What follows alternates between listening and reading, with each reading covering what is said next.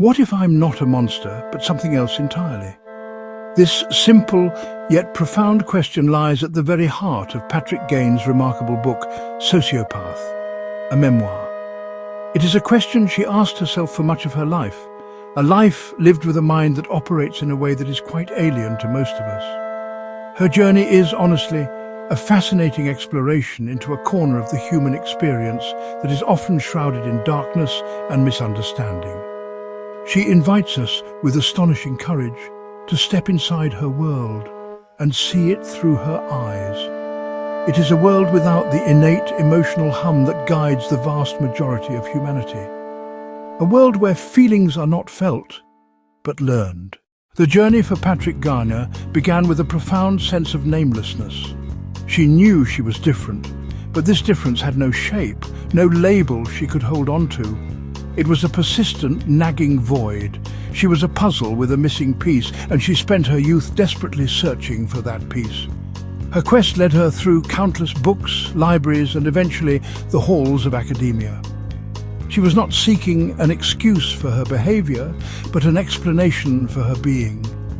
The moment she stumbled upon the clinical definition of sociopathy, it was not a moment of horror, but one of profound, earth-shattering relief.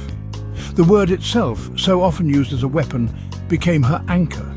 It gave a name to the void, a structure to the chaos, and a starting point for building a life with intention. One might assume that a person who does not feel emotions would have no need for connection, for love, for companionship. This is perhaps the most startling revelation in Gagne's memoir. While she did not experience the flutter of a crush or the warmth of affection in the way most people do, she possessed a deep primal wanting. It was a gravitational pull toward others. She observed the mechanics of relationships with the intensity of a field scientist studying a new species. She watched how people interacted, how they showed care, and how they built trust.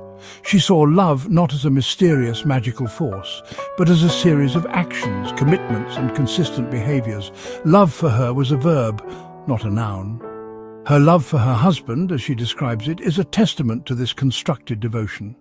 It is a love built on a foundation of respect, intellectual partnership, and a deliberate daily choice to show up for another person. Her experience suggests that perhaps the most enduring form of love is not the one that is merely felt, but the one that is actively and intentionally built day after day. From a very young age, Patric Gagne became a master of camouflage. She understood intuitively that her internal world was dangerously out of sync with the external world's expectations. To survive socially, she had to learn to perform normality. This involved creating a carefully constructed persona, a mask that mirrored the emotional reactions she saw in others. This performance was not a simple act of deception for malicious gain. It was a full-time job that required constant vigilance and incredible energy. Imagine having to manually operate your own breathing, consciously telling your lungs to inhale and exhale with every single breath all day long. This is the level of effort Gagne had to expend to simulate emotional responses. Many of us wear masks in our professional or social lives, presenting a version of ourselves that we believe is more acceptable or impressive. Her story invites us to consider the masks we ourselves wear. It asks us to reflect on the parts of ourselves we hide in order to fit in, to be accepted, or to avoid judgment. For most of humanity, empathy is an innate reflex. For Patric Gagne, this internal wiring was absent. She describes her experience as being emotionally colorblind. Empathy was not something she could feel, so it had to become something she could understand. It became an intellectual exercise, a cognitive puzzle to be solved. Think of it this way. Someone who is deaf can still appreciate a piece of music.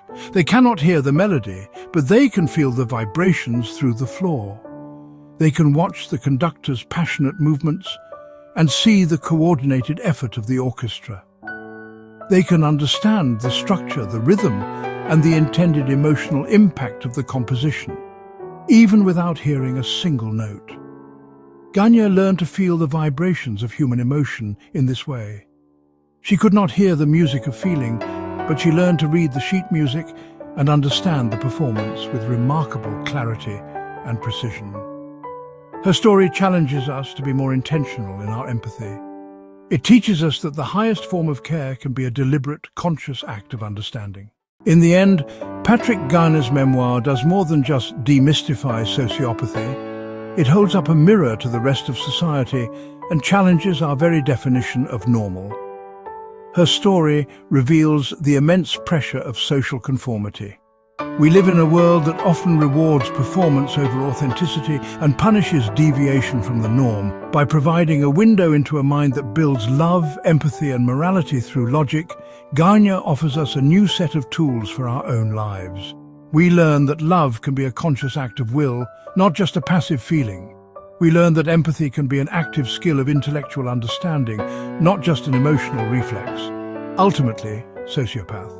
A memoir leaves us with a lingering, thought-provoking question that extends far beyond its initial subject. As we close the final page, we are left to wonder not just about the mind of a sociopath, but about the nature of our own. What parts of your own normal have you never thought to question?